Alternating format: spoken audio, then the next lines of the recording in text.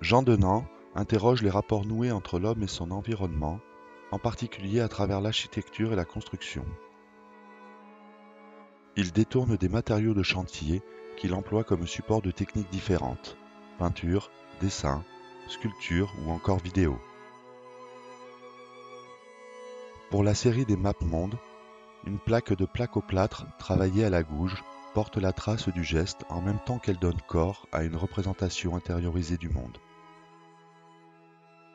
J'ai été invité par le musée à réfléchir à une œuvre de la collection qui aurait pu faire écho ou qui en tout cas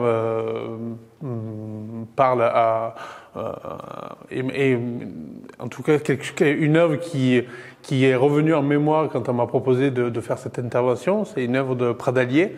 Alors tout de suite j'ai pensé à cette pièce-là. C'est une œuvre qui est pas tant spectaculaire et plutôt d'une facture assez classique. C'est presque une peinture, disons, bourgeoise. Mais ce qui me plaît, c'est sa manière qu'il a de cadrer le paysage. Donc on est sur un format 160, enfin 180, 120 à peu près. Et tout de suite, notre regard est coincé des deux côtés par ces murs qui séparent.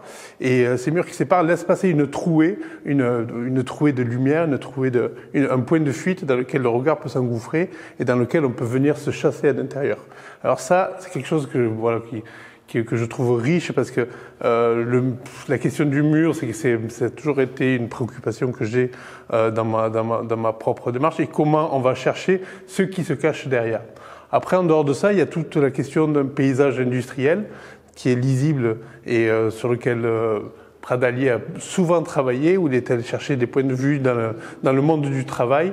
Et ça, c'est aussi un signe qui comme nous, artistes, c'est toi, pour lequel la question ouvrière est très importante par rapport à notre culture, par rapport à notre passif. Après, au niveau du traitement, on est sur une peinture plutôt classique, avec des jeux de lumière, d'ombre de lumière, avec une facture plutôt agréable au niveau esthétique.